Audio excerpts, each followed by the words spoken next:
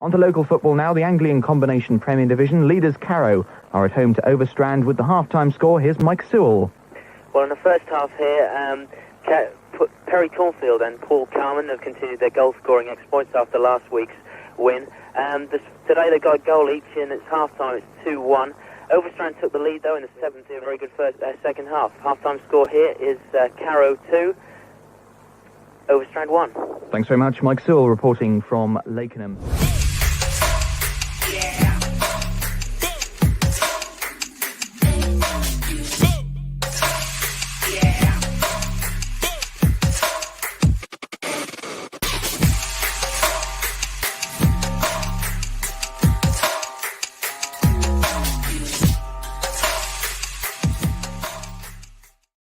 Hello and welcome to The Lineup, the first in a series of live stream podcasts covering all aspects of TV, radio and audio football commentary. Let us know who you are and where you are in the world. My name is Mike Sewell. I've been a professional football commentator and reporter for just over 30 years now. It seems quite remarkable that it's that long ago, but I started out covering local football for BBC Radio Norfolk, one of the BBC's local stations in the UK. That snippet of a report you heard at the very beginning of the live stream was the second game I ever reported on. It showed just how much I needed to learn and improve. I spent 3 years in Norwich before moving to another BBC local radio station, BBC Northampton, to do my first full-time commentary gig covering Northampton Town, who currently play in League One here in England. 3 years there was followed by 12 and a half years on the staff at BBC Radio Sport, which is the department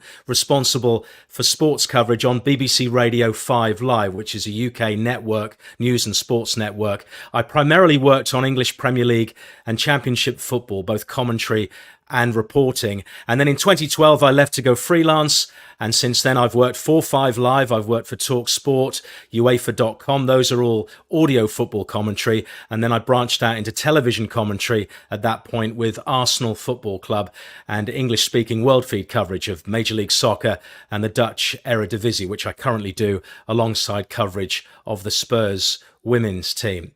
That is a little bit about my background, but when it comes to the guest commentators who've kindly agreed to be part of this first episode, we'll hear from one who is primarily a TV commentator and another who is one of the leading radio football commentators in the UK. Later, we'll be joined by the BBC's football correspondent, John Murray. So feel free to ask any questions you might have about their careers or any advice or guidance. If that's what you're looking for, use the comment section for your questions. Now, when I was thinking about who to have on as the first guest in the series, this guy sprung to mind straight away, partly because he's very passionate about what he does, partly because he's very good at what he does, and partly because he regularly works across 3 different genres of TV football commentary, for want of a better word. He works for Premier Sports, that's a network in the Republic of Ireland covering English Premier League games. He's employed by one of Europe's top 5 leagues in the Bundesliga as an English-speaking commentator, and he also works as an in-house commentator for one of England's leading clubs, that's Tottenham Hotspur. So having that broad range of knowledge and a varied career path, which began in radio, made him an ideal candidate to be guest number 1. So I'm delighted to introduce Rob Daly, who joins us on the lineup. You're our very first guest, Rob. So my very first question has to be, why? Why become a football commentator? What made you want to do what is now your full-time job? I did, honoured, by the way, Mike. I was fascinated by football commentary very early when I was a kid. And I'm sure you could find school reports, school things I'd written where I said I wanted to do it. And I was convinced I could do this very good impression of Martin Tyler commentating on this John Barnes goal against Blackburn Rovers. I was convinced like it sounded verbatim. And you were already there in your head. A little bit, yeah. And then it felt like, oh, that's actually not something a normal person can do. You have to go do something like, just a normal job. But then when I hit about 18 and I was a bit unsure about my career, what I was going to do, I decided I was going to do journalism, took a year out, and then explored news and sports journalism for a year before I went to university. So that was 2004, and that was kind of the starting point, and it was a marker where I realised that I could sort of actually make a career out of this. Because looking at your career path, you started in radio and you spent time at 4 different stations covering 5 different teams. How did that work for you? Was that a situation where during that period you faced setbacks? Was there anything that who helped you on the way? Any mentor? Well, it's funny. My career was mainly commercial radio, so I was actually that's my commentary story. I was mainly a news journalist. So in the week, Monday to Friday, news bulletin reading, going out doing interviews, doing the news, and then at the weekends dabbling in sport and that kind of thing. I was trying to get work experience in my first year before I was doing my journalism degree, and I wrote letters to the news editors of BBC Radio Essex and everywhere else, saying, I wanted work experience and all the rest of it. And I got a call from the angriest sounding kind of guy who was the news editor of SGR FM, which was in Colchester, SGR Colchester. And he said, "You are an idiot." He basically started the phone call like that. And I was like, what's happening? And he said, "You didn't leave any way of getting in contact with you on your letter," which is probably why no one replied except for me, because I phoned your school, spoke to them, and they gave me your number eventually to get in touch. So that kind of weird mistake. I mean, if he hadn't called me, maybe I'd have thought the industry was impenetrable, really. But he did. He made a bit of an effort, and it sort of set me off on this path where I was all commercial radio, because then I started working for all those radio stations in that areas. If you want to talk about setbacks and all this kind of thing, there'd be plenty in there, but there was one before I even got started, to be honest. Would you be able to divulge what that was? No, I mean that one. I mean, that one is the one. Well, I got lucky, and Ben Shaw, who went on to have a very good journalism career, was very good to me. And I was really lucky in commercial radio at the time. There were all these radio stations, local radio, SGR FM, SGR Colchester, Essex FM, Suffolk, Norfolk, Kent. I was just pinging around the whole of the east of England working on the news. But a lot of the time you realise that these newsrooms were so small, 2 or 3 people, that they didn't have the energy or sometimes any interest in sport. So when I first went into SGR Colchester, I realised no one was going to the games on behalf of the radio station, and I couldn't believe it. And then they said, "Well, you can go if you want, but we really don't care." So that was me. That's how I got started. I was interviewing Phil Parkinson, 04, 05, 18, wearing dirty trainers, just trying to get my way through interviews with managers and players like Greg Halford and Neil Dans and Craig Fagg and all these guys who did eventually make it to the Premier League. And that was sort of where I got started, and then word got around that there was a guy who was willing to do your football for you. For free, probably. For free. Oh, absolutely, for free. And then I would go interview Joe Royal at Ipswich Town. I'd work on a West Ham phone-in show on a Friday night called Hammer Time with Jeff Pike, FA Cup winner Jeff Pike. And I'd answer the phones and read out the texts. And I'd go to the games of the weekend and interview Alan Pardew. And it just sort of it rolled from there, even before I went to university. So it was kind of a good bedrock ready for a career. Do you remember your first game? I suspect you do. I actually don't. Oh, you don't? I wish I did, because it's coming on my 20th anniversary of my first game. So it's a shame I can't remember it, but like the first game I reported on, but I can't. I'm not one of those who remembers every co-commentator they've worked with, or every match, or every ground they've been to. I'd love to check off a list of every ground I've been to, but I've been to most of them probably in the Football League, but can't remember. So I haven't kept track of it, but nearly 20 years in the industry is all I know. So some game early 04, 05, Colchester United that season, but I don't know which. Was there a point when you felt like you had established yourself? Because there might be, like with me, certainly at the beginning, there was a bit of imposter syndrome. But did you find fairly quickly your feet to the point where you felt established? No? No, I mean, for anyone, when you're that young, and I was essentially, I didn't have a journalism degree yet, especially at that start. I was getting into press lounges with kind of hacks who'd been on the beat, 30 years, the local radio guys from the BBC.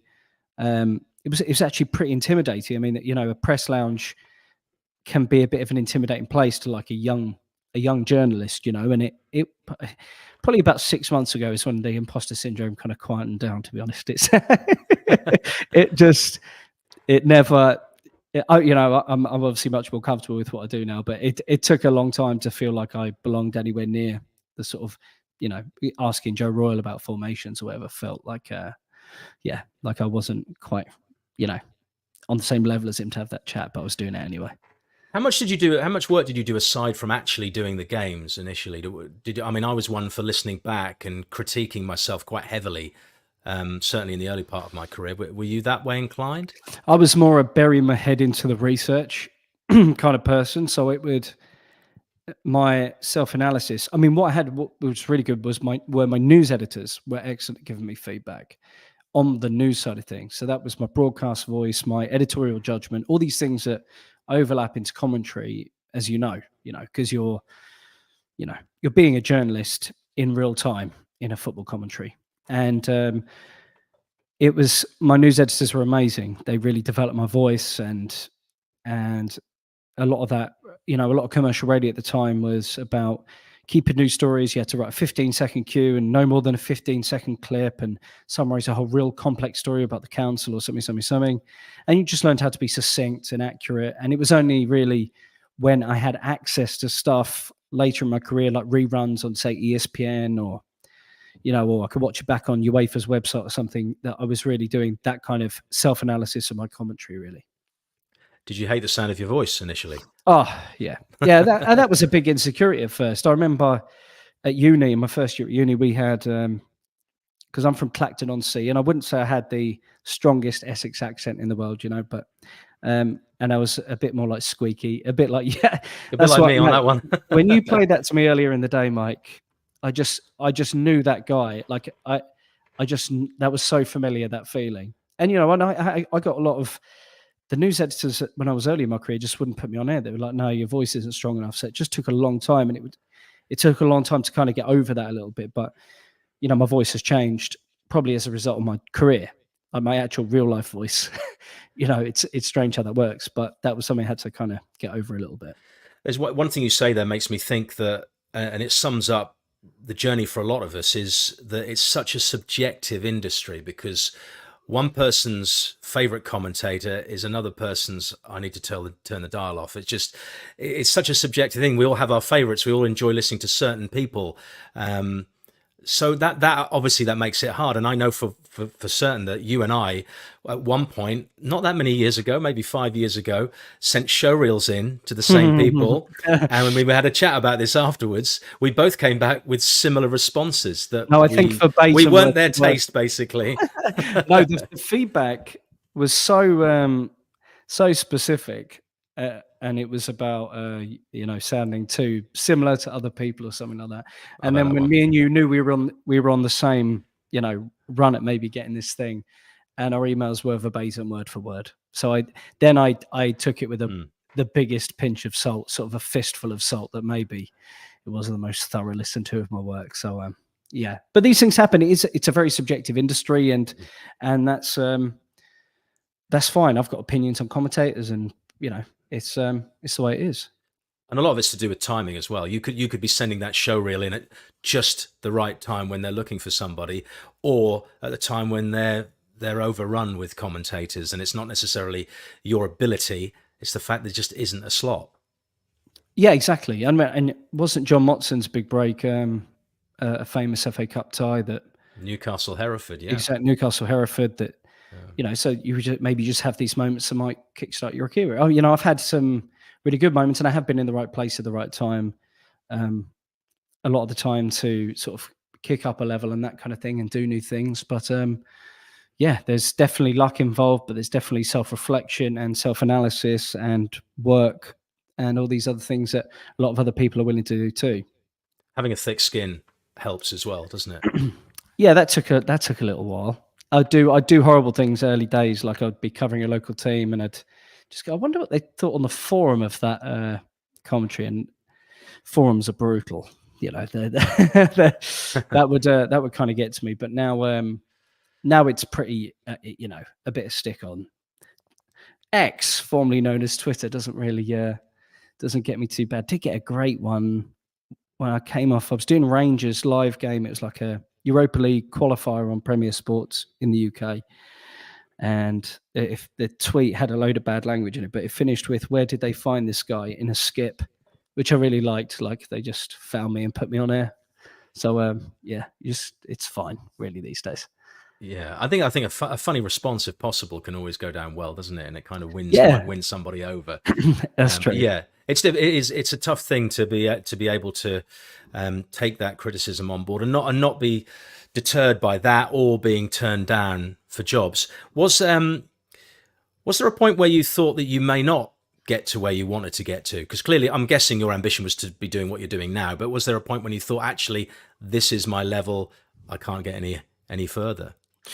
No, I mean, it's all felt like I could see it. You know, I could kind of see the next level and whether I could get to it. You know, I'm still not, live on Sky Sports or doing Match of the Day or any of these kind of things you kind of see as the top of the industry in our country, or doing live games on BBC Radio 5 Live, or doing Champions League on TNT. You know, the top tier stuff that people are doing in this country. So that would be the next kind of level you kind of want to aim at. But no, it's all been quite gradual. And I think that's the thing with it being 20 years covering football. It has felt like a slow burn, but ultimately, not to get too grandiose about it, but my desire was always just to get better, and kind of hope that a byproduct of that would be that you'd get opportunities and that kind of thing. You have to do the kind of hustling and emailing kind of thing that comes with being a freelancer. But I was just hoping that the work would kind of speak for itself a little bit or something like that. Sean is in Falkirk in Scotland, or is it Falkirk? I never know if it's Falkirk or Falkirk. It's a bit like getting pronunciations right with players. I'm sure Sean can tell us where the emphasis should be at the front, or is that an English way of saying it, Falkirk? We'll find out in a moment. And we'll actually get someone else on in a minute who actually, I mentioned this in the build-up to this, actually grew up in England and Scotland simultaneously, and that's our next guest who'll be coming on fairly shortly. I wanted to ask you questions about the stresses involved. Now, everybody might think, oh, come on, you're a football commentator. It's a piece of cake. You just turn up on the day, open the microphone, shout a bit, go off there and go home again. But just let people know how much work is involved in the preparation, the off-air preparation, before you even leave your house. Yeah, the prep is long. For a game, personally, it would be somewhere between 4 to 8 hours, and then it might be more if it's two teams. I'm doing a Norway game on Friday, and obviously Norway have some players you'd be familiar with, but I'm starting from scratch, and that'll be a big build of research. And then I've got a database of each club I've ever commentated on, and there's a lot of stuff that goes in. But I've basically got a checklist of the order of stuff I'm doing, and then it finishes in I've actually got a prop. I've got a prop, Mike, if you want a prop. You've got a prop? I've got a prop. Show us your prop. So the prop is, I write all my notes, and they all go in this big kind of this app that I've got. And by the time it's finished, then I try and condense everything down to the most essential information, and it's on one page. So it would look something like that. That's my page. And I'd still have, during a commentary, my kind of database is a fancy word for it. It's just like a doc, but with all my notes, but it's all color coded. I kind of took inspiration from NFL call sheets. I looked at the way that they were, NFL coaches had them color coded, and obviously they need to reference plays and everything in real time, mega quick. And I was like, oh, that I need to do that. Not plays, but information. So information about head to head would be in red, last season in yellow, goals in grey, form in a slightly different color, like a blue, and it would all be out there. So it'd be quick reference. And then, so that would be it before a game. So if essentially almost all the information gets down to that, apart from the player information, that's on another sheet. And then by the end of a game, it all looks like that with subs in and out and players written. So it's a kind of a hybrid of, forgive me, I know, John's coming up later. I think he's a handwritten research kind of person. I might be wrong, but I feel like I remember seeing that in a video or interview once before with John. And I'm still a hand. I'm still a hand. I did try on computer. The whole too laborious, and I prefer to write it down. Yeah, so this is kind of my hybrid, because the handwriting at the end. So that's when the team comes in. I'll write down, using this as an example, Heung-min Son. So Son, I'd write Son's name, and then the two kind of pertinent stats about him at the moment. The fact he's back at centre forward, scored 2 and 2 as the centre forward, and his next goal will take him above Cliff Jones in the club's all-time goal scoring. And then the subs in and out, and the goals and the minutes and all that kind of thing. So that's kind of the stuff you get ready before you. And a lot of that is not. Some of it might be in your head, especially as you cover Tottenham on a regular basis. But if you're covering different teams every week, a lot of those statistics aren't necessarily in there, so you have to go looking for them. How long would you spend on average preparing for a game? If you're doing, let's not say Tottenham because you cover them every week, but a Bundesliga game. How much time would you spend on a Bundesliga game? Yeah, the prep for that is a lot because you're working for the league. So there's a high standard demand, so there should always be on pronunciations. There's also like the coverage of their league and the other commentators and everything. There is a standard to which you have to prep games, and it's a really high standard. You need to know all the information, and a camera might pull away to a sporting director, so you need to know what the sporting directors look like, the president. There might be a former president but still an important figure, or you need to know what Uli Hoeneß looks like and all these people at a buying game that might pop up. And then you've got Heidenheim, so you need to find the key figures at Heidenheim. So this base level, what are the 4 stands called in the stadium? How many times have they won the league? When did they get promoted? Who are the coaching staff? In case I got caught out once on a Bayern Frankfurt game because one of the coaching staff got sent off and I couldn't identify him. And it turns out he was actually a former Bayern goalkeeper, or I can't remember exactly the situation, but that was like a moment where I was like, okay, you need pictures of the coaching staff now. Me personally, this is what I need. So that's probably really, in truth, 8 to 12, probably. 8 to 12. Probably, yeah. For a Bundesliga, for Spurs, it'd be closer to 4 to 8. But yeah, probably. And it's kind of why you do 2 or 3 games a week normally, because it's tough to fill in more than that. You will have weeks where you do 4 or 5, but you feel it those weeks. It's tough. So you kind of I try and get a head start on prep 2 weeks before, if I can. 2 weeks before. That's a fair way. Like the base level stuff that is not so time specific that it gets to the week before and, he got a knock in the last game. He came off 8 minutes from time because of a concussion. Those things you then just build on top. That's just me personally, but yeah. Well, Ben has got a question here. He's referring to the app you just mentioned. Are we allowed to know what the name of that app, or are you going to be selling it on iTunes? No. The app is a commercial. No, Ben, it's a commercially available app called Notion, and Notion is kind of just a big workspace database thing that you can build up yourself. So it's not specific for football commentary. You tailor it to anything you like. There's loads of really good tutorials out there on how to use Notion. You can drop videos into documents and stuff like that. Like it's an amazing piece of tech, and it's just helped I built it in lockdown. I built my own database in lockdown because I was so what's the word? Kind of frustrated, restless in lockdown that I was like, I need to do something that felt productive, and built this thing within Notion for all 20 Premier League clubs. And that was kind of how I spent my lockdown. I didn't watch anything on Netflix. Everyone was like, how much are you watching? I was like, I'm watching nothing. I'm walking my dog and building this thing I might not need. Well, I'll tell you what, let's get our next guest on. He's one of the UK's leading commentators. He's, as I mentioned there, he's that talented. He was able to grow up in 2 countries at the same time. His voice, I reckon, is smoother than the surface of a Premier League football pitch. He's much taller than he sounds on the radio. And since the turn of the century, he's been to more World Cups than the Italy national football team. He's the BBC's football correspondent, John Murray. Hello, John. How are you? Hi, Mike. Hi, Rob. Hi, John. You're a handwritten notes man, Rob. I've seen your notes as well. Are you still doing it that way?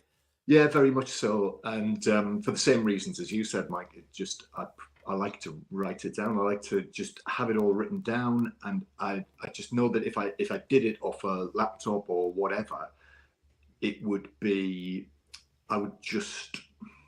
it's a bit like Rob was saying, you're going to be chasing your tail. You're going to be updating that all the time. So therefore, I just like doing it from scratch. Plus the fact my memory doesn't tend to be very good, because I think as a commentator, I don't know whether you two think this as well. I think you train your brain, and it's very much as you're covering matches, information in, use yes, out the other side, 100%. Yeah, and therefore, I'm not terribly good. If you asked me something about a match I did three or four matches ago, I wouldn't be particularly good at remembering things from that.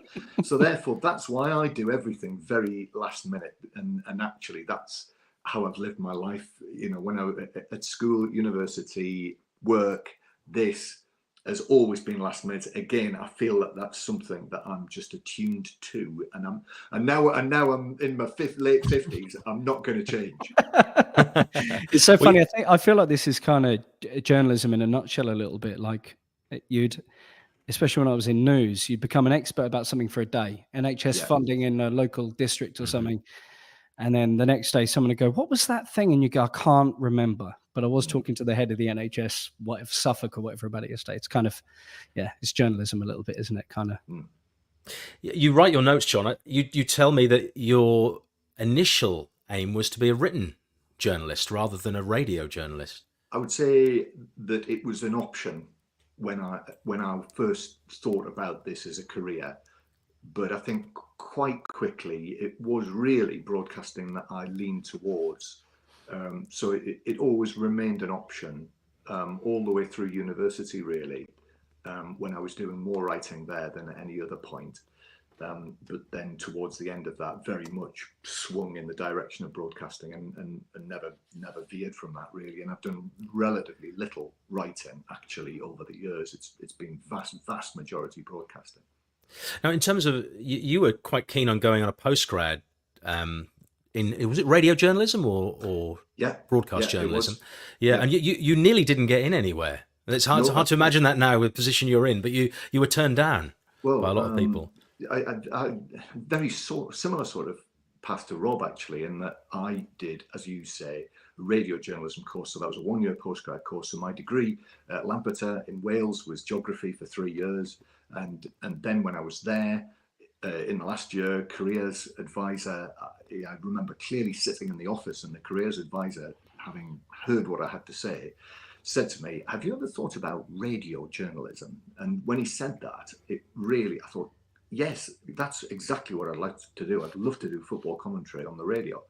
And so therefore then applied for, and in my time, and this was sort of late 80s, there were only so many postgrad radio journalism courses. I can't remember how many, but it can't have been as many as 10. And the ones I applied to, I either didn't get an interview or did get an interview and didn't get it. And then the last one was Darlington. It was at the Darlington College of Journalism, and I got in there. And if I hadn't got that, I don't know what I would have done then, really, to be honest. I think it would probably have just been rolled over until the next year. But I got in, and that was it. And would you say that what the advice that you got was key to you being determined to be in radio, determined to be a football commentator? Did that give you some kind of belief? Not really, because it always seemed to me like quite a distant dream as well that I would do that. And actually, when I was at, I was so set on doing this, really, and more privately than I made known to anyone, really, because it just seemed so far away. So it seems silly to me to say that. Coming from, what you're referring to is I grew up on Hadrian's Wall, and it's a farming family.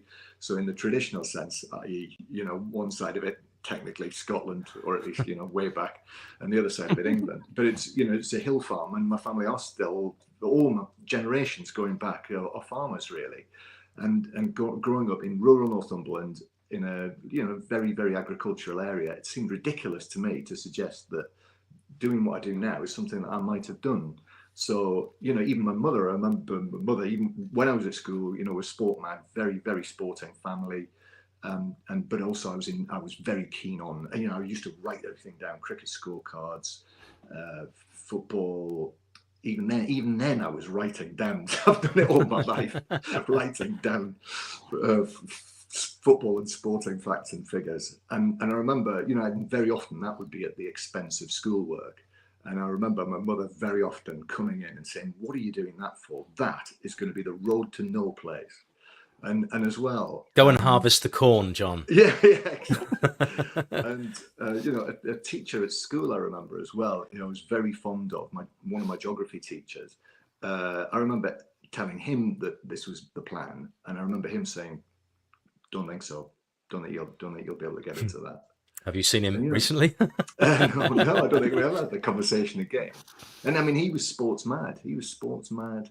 And yet, just all of that didn't really sway me. And the other thing is that I was in a hill farming family, which is a very, very hard way of life. I was the fourth son as well. So despite what my mother said, she was always kind of, I think, pointing me in another direction, because there literally not enough land to go around. Rob mentioned Martin Tyler. I'm assuming Martin Tyler was an inspiration for you, Rob. Who was your inspiration, John? You're slightly older than I am, so you might be of the Peter Jones, Brian Butler very much sort of era. Peter Jones, Brian Butler, John Watson, Brian Moore, Barry Davis, big fan. Big fan of all of them, really. All sport, I would say. I was very influenced by Test Match Special as well, massively influenced by Test Match Special, still am. And all of the various other great commentators at the time, I think probably taken something from all of them. Well, this is your career path. You started out at TFM, which is on Teesside, as a reporter and a commentator back in '89, and then it was BBC. But interestingly, as it says there, backup commentary. You'd done, 5 years as a commentator covering Middlesbrough, Darlington and Hartlepool. You then went to the BBC, but ended up being the backup commentator because they already had an established commentator. What made you do that? Yeah, it was Alistair Brownlee, who was at Radio Cleveland, a really, really good commentator. And commentator on Middlesbrough for years and years and years. But rather like Rob, there are very, very many similarities in between us, because when I started out, having done the radio journalism course, which was broad journalism, not just sports journalism, I also started off like Rob in independent local radio, working mainly on news, but also on sport. So I did all of the things that Rob was talking about exactly, and also trying to balance the football and then getting the odd opportunity in commentary at TFM, and eventually at TFM commentated on Middlesbrough permanently for at least a couple of years, 2 or 3 years, which was a very exciting time. This was sort of most of Lenny Lawrence's time as the Middlesbrough manager, but they did very well, got into the Premier League, won promotion into the first season of the Premier League. So on the very first day of the Premier League, I was commentating on Coventry against Middlesbrough. But at the same time, I was also doing the news in the morning. So I'd be reading the news bulletins in the morning and reporting on news and doing exactly what Rob said. And the point came when I thought that I was going to have to make this move, even though it was really hard for me to do that, actually, because I loved it at TFM. It was such a great place to work. We had a lovely newsroom there. All of the people who were there, we got on terribly well, and everyone in the station as well. It was a really there was a strong bond, I think, between us all there. So it was a very difficult move to make, and I was quite upset at the time. And even though I was making this move, and it wasn't of my own volition. And actually, the year that I worked in BBC local radio, and I was the sports producer at Radio Cleveland, as was BBC Tees as is now, very quickly for the majority of that year. But that was an incredibly hard year, really just hard work. But that was my step into the BBC, you see. And within a year, I then moved to Radio Sport in London. How did that happen so quickly? Yes. How did that happen so quickly? I mean, that would have been a time when Five Live just started. So they were obviously taking on a lot more people. So you had the opportunity to get in there quickly. And I know that you initially, you felt like you might be, because it's a very defined line, or it always was a defined line. You were either a producer or a broadcaster at the BBC. There were a few people, an Alistair Yeomans or a John Southall, who would just cross the boundaries of being a broadcaster and a producer, but there was quite a definitive line. So you either went one way or the other. Was there a chance that you could have gone the other way and we might not be having this conversation? Yes, entirely possible. And you see, kind of unbeknownst to me, the reason that I moved to the BBC turned out to be exactly the right thing to do, because there was a direct line there between BBC Local Radio and Radio Sport in London, and therefore you were providing material to London all of the time. And a guy called Mike Straw, who you'll know, Mike, was working on what we at the time called the local radio desk. And in London at Radio Sport in Broadcasting House, the local radio desk was the point of connection between national radio and the radio sports room and all of the local radio stations. So over the course of that year, I got to know Mike. There was a line of communication built up there. And so, you know, in London, your abilities became known, helped by the fact that Middlesbrough were quite successful at the time. That was when Brian Robson got the job there at Middlesbrough, his first managerial job. So Middlesbrough were quite big news, quite high profile. That helped. And then it was simply a job came up, an attachment came up to work as a producer on the local radio desk in London. So one of the staff working with Mike. So that's the job I got, which became permanent immediately, actually. But I was seen as, I was coming in as a producer. Even though it was known I could broadcast, I was working as a producer. And for my first couple of years there, well, probably less than that, but certainly initially, I was seen as someone who would work as a producer, not as a broadcaster. But in your head, you knew where you wanted to go. You knew the pathway that you wanted to take. I'd commentated, so I knew I could, by that stage, I knew that I could commentate. Although taking the step from commentating there to taking the step commentating on national radio was very, very different. But again, you know, a huge amount of luck is involved, and everyone has got a tale about how luck plays a part. But, you know, there were some very big breaks for me in that it's worked out that one of the people I worked with in the newsroom at TFM in local radio on my very first job was Charlotte Nichol, who went to Radio Sport ahead of me. The other way around, she actually went as a broadcaster and ended up as a producer. And she ended up as one of the football producers in the BBC sports room in London. So one of the producers there was the very first person who encouraged me to commentate on local radio at TFM. So therefore, it was Charlotte who pushed me forward there, and it was Charlotte who was one of the decision makers in London when I got there. So a classic example of it's not what you know, but who you know. It is who you know. And I remember arriving at Radio Sport. I arrived about 5 years after you, and you were still reading the desks at that point. You were doing commentaries, but during the week you were doing the morning bulletins or the afternoon bulletins. That was still part of the job. Yeah, having produced those bulletins for quite a long time. So I would be producing the bulletin writers and readers, people like Ian Carter. I worked with Ian a lot. Ian was the broadcaster in the morning. We were on together a lot. Mark Pugach, Claire Balding, who else, you know, whole range, Marcus Buckland, you know, whole range of people like that. I would be working as the producer. And again, a couple of really just being in the right place at the right time. When you're there, you know, it was known I could broadcast, but on the local radio desk, you would also do some broadcasting. You would go to events and you'd broadcast, and you would actually report on events to the other local radio stations. So it was known that we could all broadcast. Yeah, in fact, I think we all did. We all broadcast. We were working on the local radio desk. So it's known that I could do that. So a couple of incidents when people went down ill. So I stepped in one morning to do the sport on Radio 4 on the Today programme with a massive listenership. Everyone in the office would listen to the sports bulletins there. And also similarly stepped in at very late notice one day to do the sports bulletins on Radio 1. And after doing those, I do remember again a very clear moment when Andy Gillis, who was the head of 5 Live Sports at the time, the editor there, called me into the office, sat down, having just done these couple of forays into broadcasting, and Andy looked at me and he said, I think we might have got it wrong with you. So Andy Gillies and Charlotte Nichol are key figures in your career. Absolutely. And from then, you know, from that point on, I was very, very, very swiftly turned towards broadcasting, and very quickly, you know, it wasn't long before I was one of the football commentary team.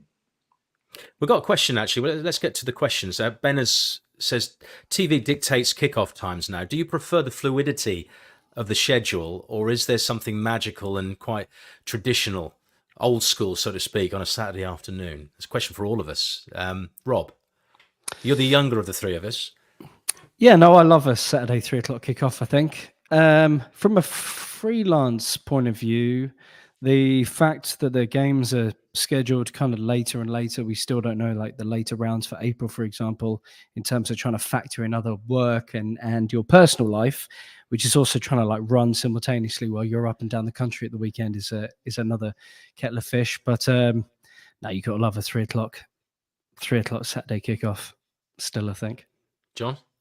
Yeah, I mean, I actually was the 3:00 commentator for quite a long time, sort of 4 or 5 years, and I used to love that. I used to love the routine of doing that. But similarly, there are pros and cons about all of the kickoff times. We currently, in the current rights deal, got the 5:30 kickoff on a Saturday. I quite often do that. I quite like that. The one I do not like is an 8:15 kickoff. Maybe I'm getting old. On a Saturday? A Thursday 8:15 8:15. Yeah, in the current TV deal, that week where you have a midweek of Premier League football, you'll have a 7:30 kickoff. 7:30s, Yeah, and 7:30 8:15 kickoff, which is great. Fine, don't mind that. 8:15 kickoff is too late. We had an FA Cup tie, actually. I think it was an 8:15 kickoff, or maybe an 8:00 kickoff, the Blackburn Newcastle match, which, by the time you get an 8 or an 8:15 kickoff, if it's a cup match and it goes to extra time and penalties, then you've got to do everything you've got to do post match. And then you've got to drive home. That is it's wrong, in my opinion. I'm of the opinion I like the 3:00s, even if I'm not commentating. If I'm reporting on a game, I just like the buzz of bouncing around the grounds and finding out the scores and the late goals, especially the last 15 minutes of the matches that all kick off at 3. I really love that buzz on a Saturday afternoon, because I used to listen to it. My dad used to play squash, and I used to stand up on the gallery, these old squash courts from the old day, were cold, dark, dank places. I used to have the Radio 2 on, and I used to run up and down kicking a tennis ball, listening to Brian Butler and Peter Jones commentating on the 3:00 game. And I used to love it. I used to love that feeling. Obviously, things are very different now, but yeah, I'm a traditionalist along those lines. And also with the 3:00, I feel the FA have really spoiled diluted their own competition there, and probably done it for the reasons of money, but moving so many matches, third, fourth round, away from 3:00 has changed what was a particularly magical afternoon of football. Yeah, it was a focal point, wasn't it? Everything being around about the same time. Sean, our man from Falkirk, what, in your opinion, are the key traits and or skills required to be a successful commentator? Rob? Oh, John can lead on this, I think. I think voice is obviously important.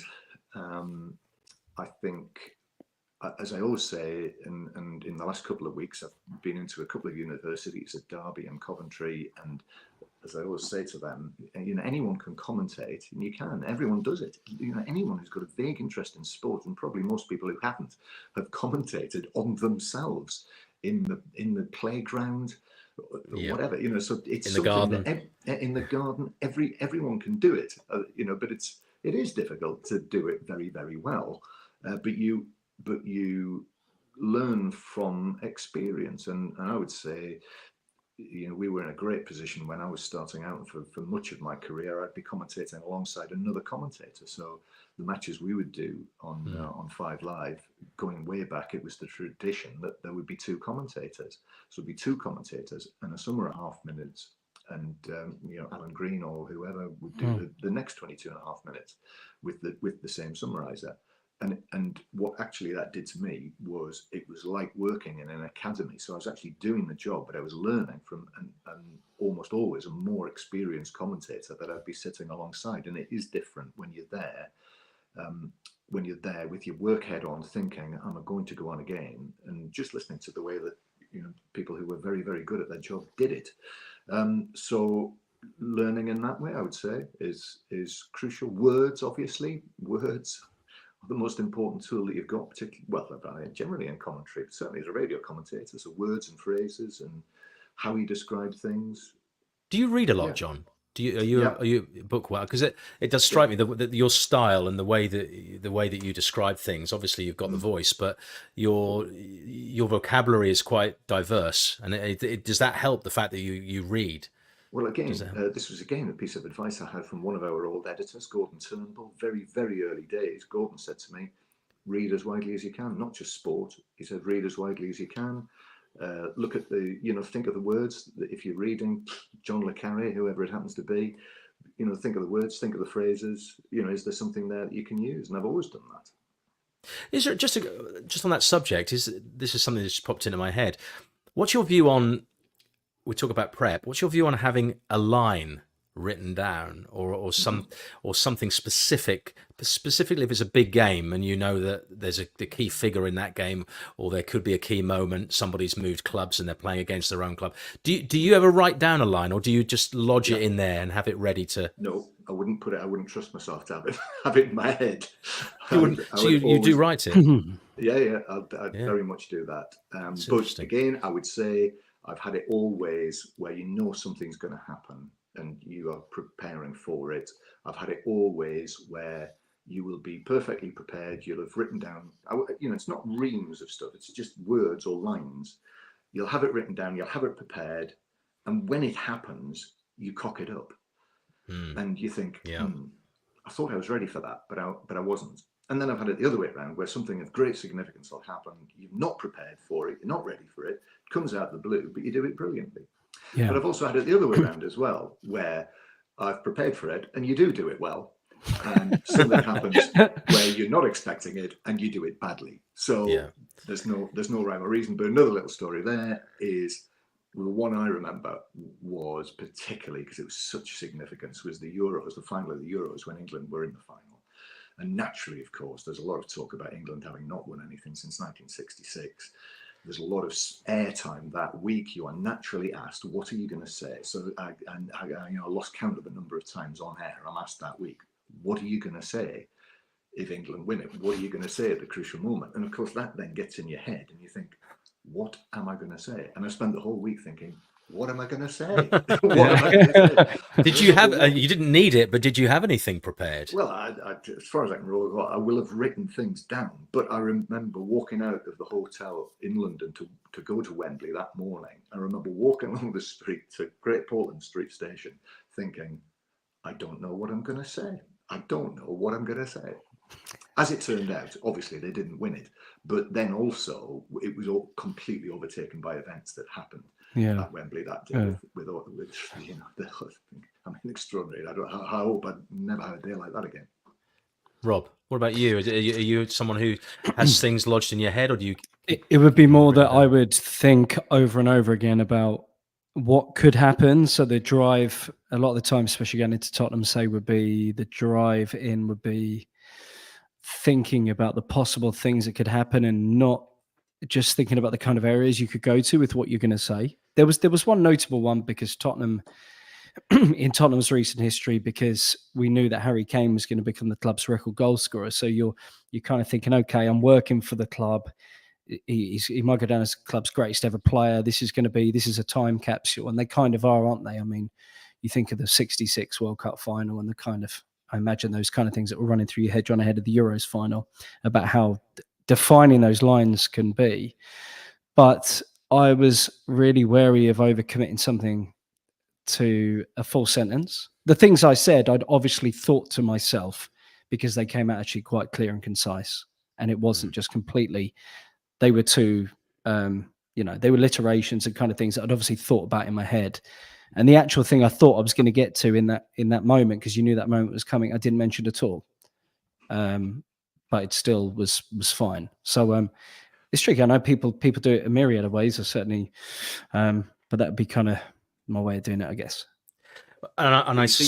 Sorry, John. I think with that, what I fell back on and what I remember I thought a lot about that week was, what is the most famous piece of commentary that there's been in football in this country? It's Kenneth Wilson in the World Cup final. Yeah. And what did he do there? He actually just say what he saw. Said what he saw. He said what he saw. There's no way that was obviously which sums up commentary, really, doesn't it? Absolutely sums it up.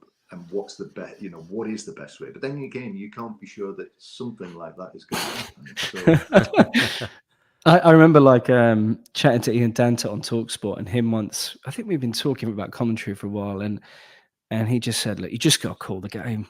He just kind of, and it's so true. Sometimes you can get this clever idea in your head, but then sometimes what comes out in those moments when you're at your most passionate and just feeling it is the best stuff, really. Yeah, and that's the stuff people end up liking, isn't it, really, for some reason? I mean, in terms of it, like, I'd kind of be a child of the Premier League, really, and thinking, I was at the City QPR game in 2012, but actually kind of Martin Tyler's commentary, which obviously has gone down as, probably the greatest bit of TV Premier League commentary ever. He barely says anything for 10 seconds. It's pure emotion. It's pure emotion, isn't it? Yeah, yeah. And then he just starts coming out with his nice bits, So, I don't think there's a set recipe yet.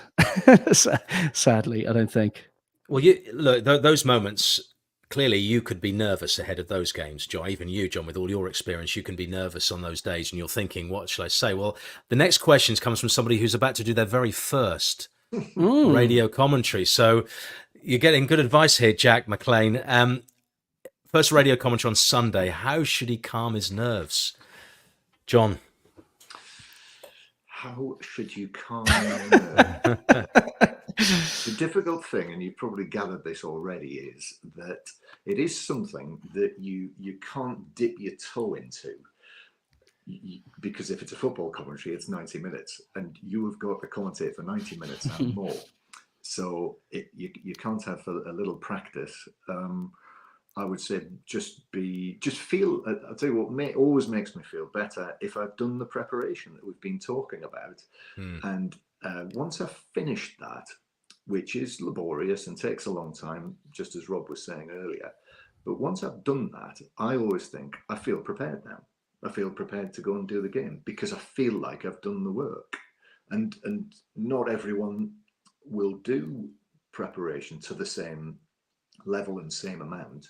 But I guess it's what you feel makes you comfortable. And I would say as well, don't just be normal the day before as well. Don't stay up too late, but don't go to bed too early. Just do the normal thing. Make sure you've got plenty to eat. Yes, that's my key thing. I have to eat. That's one of Charlotte's great pieces of advice.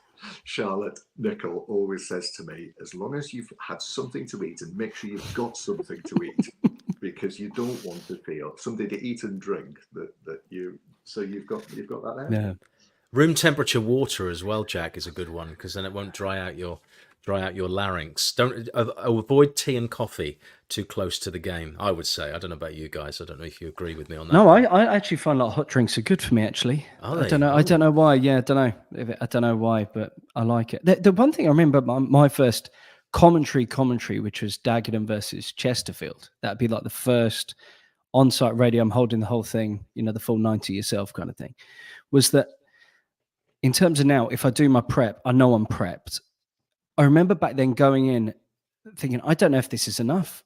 That area where you go, I don't know if all these things I've written down, is this actually what I'm going to use in a game? Is this useful? Like, I don't know if you ever had it, John. Did you ever have anyone sit down and say, by the way, this is a good way to prep? Or was it all just you work it out and then eventually find your own way? Mainly that, yes. And you do find your own system, but also very helpfully, Charlotte again strikes.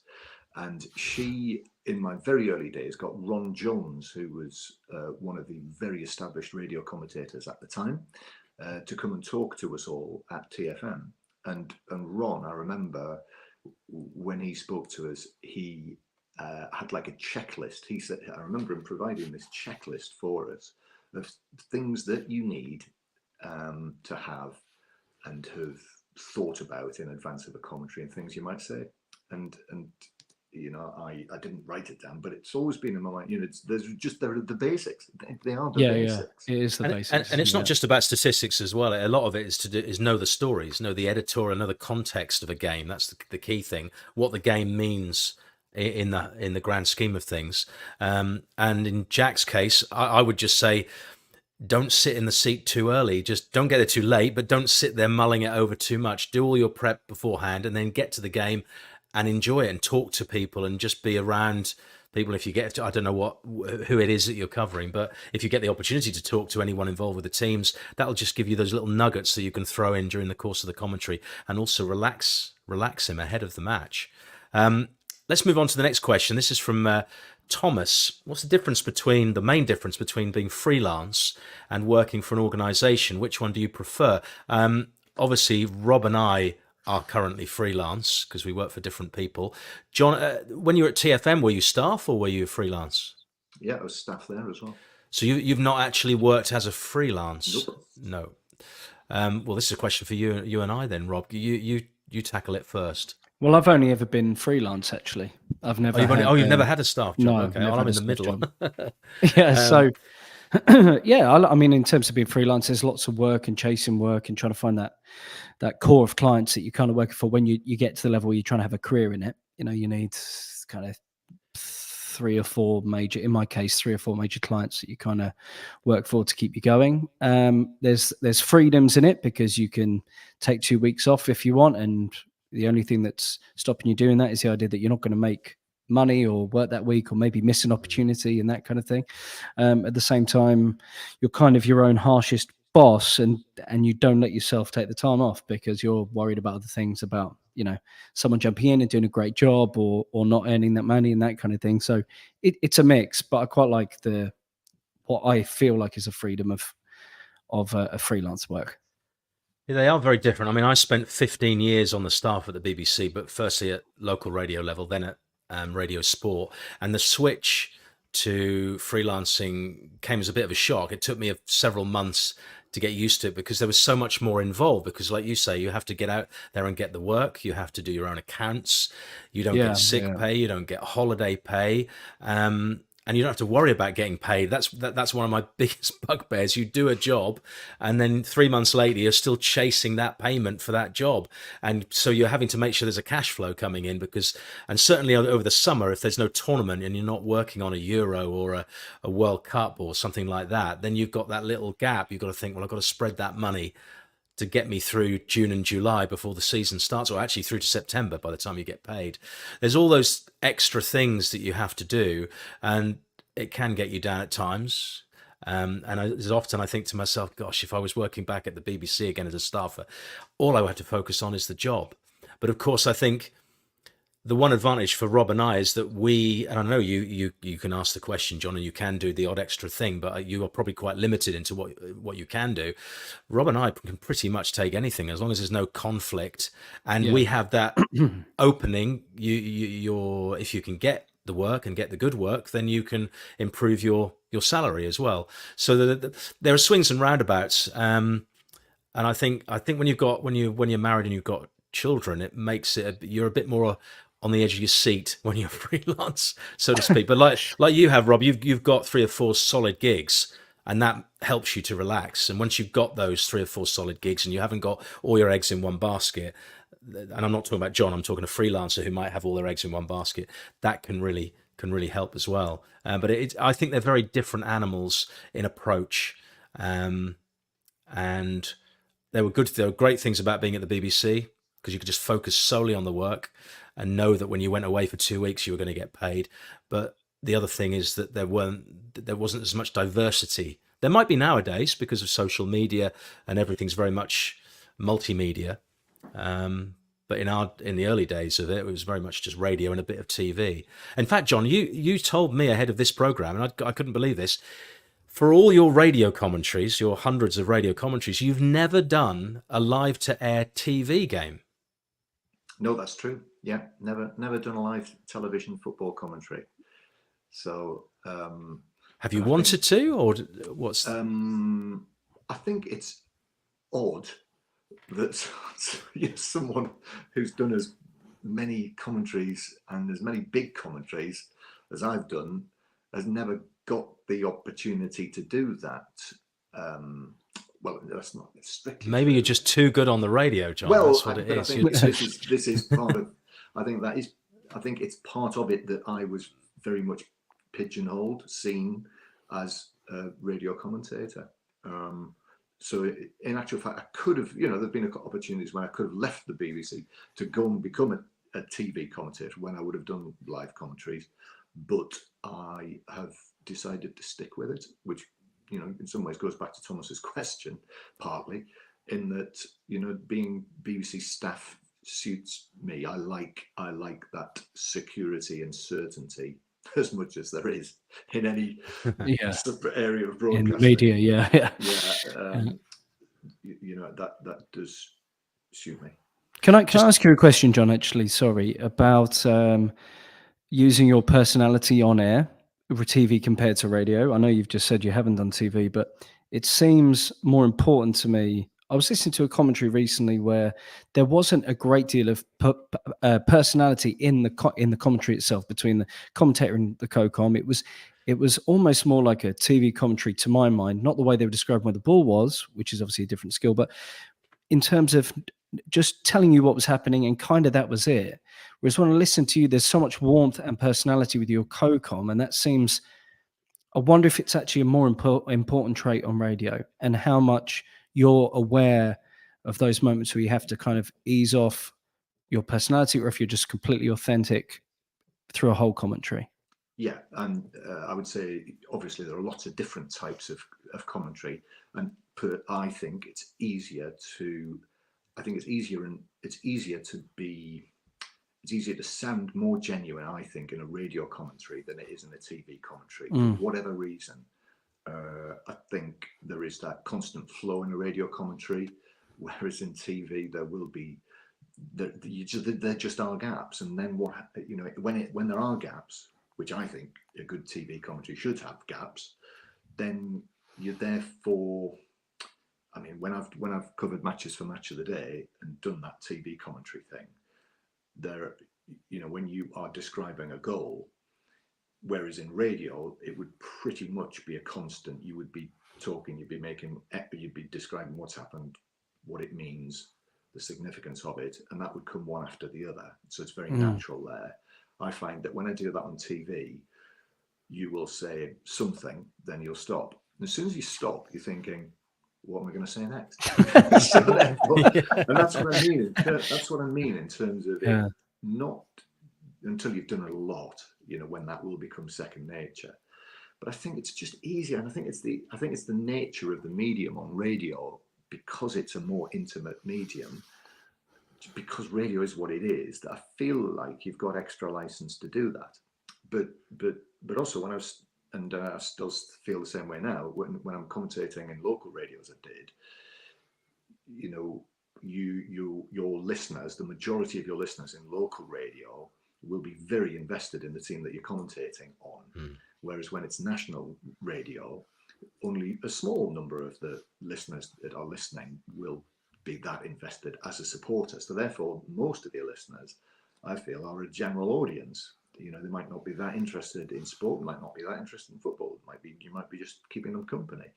But so you've got to serve everyone there, and that's when I feel that the wider package, that sort of entertainment angle that you're talking about, is a big part of what you do, what we do, and the summariser is absolutely crucial in that. They're the tool that you have, and fortunately, everyone I work with. And I see that as a challenge as well, to try and get the best out of them if I can, but also just make it an interesting listen. Try and make it as good a piece of radio as you can.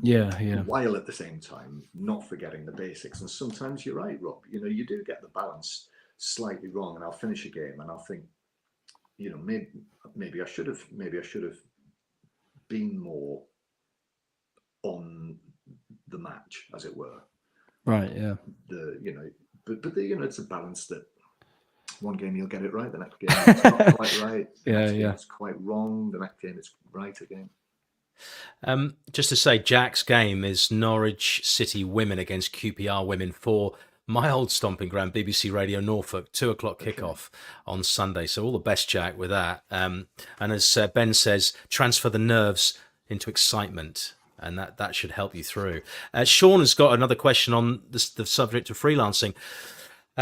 We actually, Rob, had a chat about this a couple of weeks ago, didn't we? I think. What's the best way to try and find freelance work initially? Is it a case of making a show reel and spreading it as far and wide as possible, or would you recommend being more targeted in an approach? I did used to try and tailor show reels, so I would send show reels. I mean, when I started, it was a different ball game. I was going commercial radio station. There was news editors, there was sports editors, and it wasn't quite. It was just a different world 20 years ago. You know, the whole of broadcasting. Now it would be, I just make one show reel. It's just goals, personally, and then I send it to as many people as you kind of can. It feels a bit scattergun and cold cally and stuff like that, but you try and build relationships with people when you're in press lounges or in production facilities, as the case kind of thing, when you freelance. It isn't easy.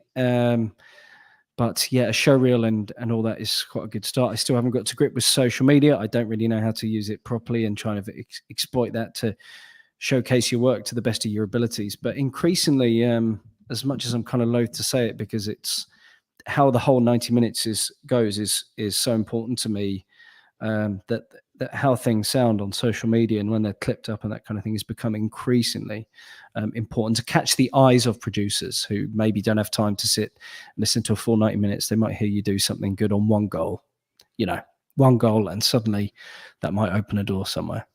I think it's worth as well always trying to get the name of the person that makes the decisions, because I mean, sometimes you can't, and you do send it to somebody who works with somebody who said he'll pass it on. But if you can get the target audience that you need, get it to them, that can often help, because at least you know it's there. A lot of the time though, Sean, you don't hear anything back from anyone, not even an acknowledgement to say thank you for your show reel. It's actually quite a surprise to get an acknowledgement, let alone have a conversation about anything. I actually did, when I'd been abroad for a couple of years, I actually contacted someone I didn't know, and to my amazement, they messaged me to say, can we have a chat? And they didn't actually have anything for me at the time, but it was the fact that they made the effort. I was just I said to them, I said, I'm not sure I've ever had this before where I've not been offered any work. So it is unusual, and don't be deterred. I think you just have to keep sending it, because as we said earlier on in the program, there's a lot of it's timing. And a lot of it is subjective as well. You might go for the one person that listens to you and goes, yeah, you're okay, you can do the job, but you're not my style. Someone else might go, wow, I like this guy, or I like this woman. They've got to get in touch with them. But it is, you can go both ways, scattergun or targeted, and you never know. It's best to just try as much as you can. If one thing comes off out of 50, then you've achieved something, haven't you? I think we're actually over the time I'd allotted for the program. We'll do another 5 minutes to 5:15 if you two can hang on. I had written down some quick fire questions that I thought I might throw at you two, just to get a sense of, your favourite goal, all that kind of thing. Do either of you have a favourite goal shout of your own that you think, I nailed it, I'm really proud of that one? John, you've got a lot to get through. Does anyone particularly stand out though in your career? That's a really difficult one. I'm really struggling to think of that. I think it's just the best ones are the ones where you identify everyone and you say the right things, and it's amazing how rarely that happens. It's true, isn't it? That sounds so basic, but it is kind of true. Yeah, on personal level, I mean, I had a piece of commentary go kind of viral last year with Kane's record-breaking goal against City, and my kind of Twitter and Instagram went a bit mad for 2 days. So I'd probably have to say that. Is it the best? I don't know, but it's certainly the one that was kind of. It seemed to, certainly amongst the Spurs fan base, seemed to hit the right notes. Have you ever done a post-match report in the presence of a manager or a player? Have you ever actually done your post-match in front of it? I've done it once. I remember mine. Have you ever done it, John, in a tunnel? I don't think I have. I did it. I've always managed to avoid that. You've done well. I had one. I was at the Hawthorns. West Brom played Spurs, And in I don't know if they still do it on 5 Live Sport. I assume that you hurriedly get down the tunnel to do an interview if you've not got a producer with you. So that was always, for me, that was one of the most stressful parts of the afternoon, writing what they call a considered piece. So it's a reflective piece about what you've just seen, and you've got like 5 minutes to get it down. Then you're sat there, you've got that. Now, often they would say, can you go to the tunnel? Because we might not get to you quickly. We want to do that report. So I went down to the tunnel at the Hawthorns. I'm just about to do my report, and the media manager brings Harry Redknapp over to do the interview. And then at that point, Mark Pugac says the score, here's Mike Saw, and I had to read my whole report in front of Harry Redknapp. Now, thankfully, they won the game and there was nothing controversial. But can you imagine what it had been like if it had been really controversial and he was fuming and all that? But I thought you might have had that, John, at one time or another. That I have. I've always managed to avoid that, thank goodness. But I've literally heard that happened in the last fortnight. I think I've certainly heard Pat Murphy do it recently, and I think Mas Faruqi I heard do it within the last fortnight. And I mean, it's ridiculous, isn't it? Because they could be listening on the radio. True. Yeah. But when they're standing right in front of you, it can be quite intimidating. Have you had any blowback from a manager or a player at the event or after the event? Yeah, I remember one which was, it's not terrible, but I thought it was quite clever. And this was after the terrible England 0, Hungary 4 at Molineux. Just recently. Not that long ago, was it? Yeah. All Wolves fans, you don't know what you're doing.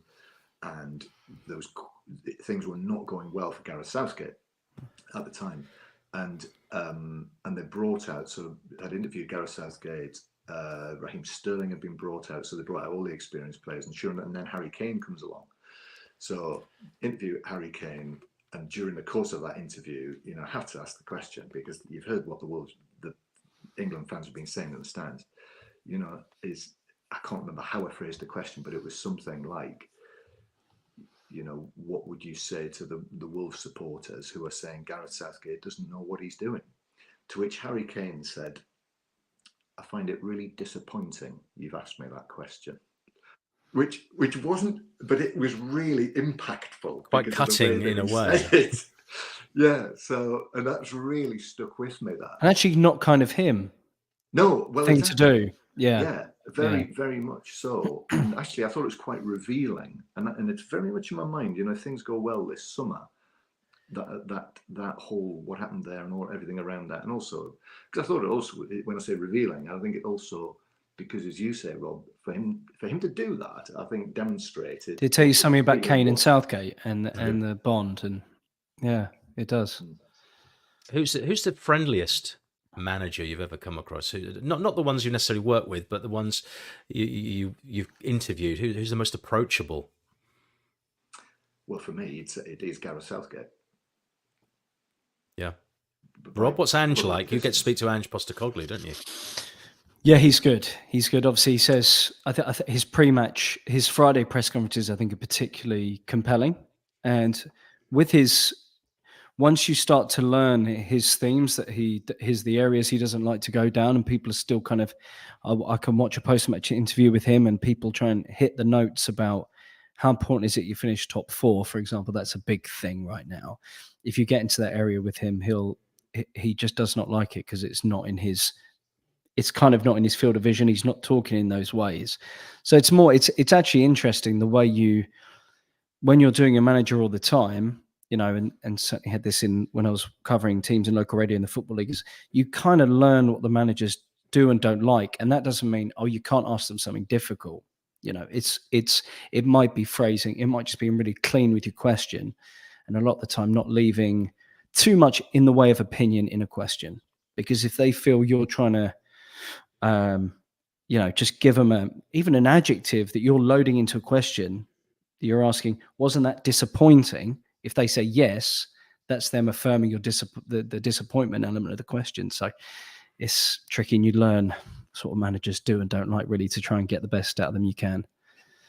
Yeah. What match have you not done that you would love to do? What derby? What game?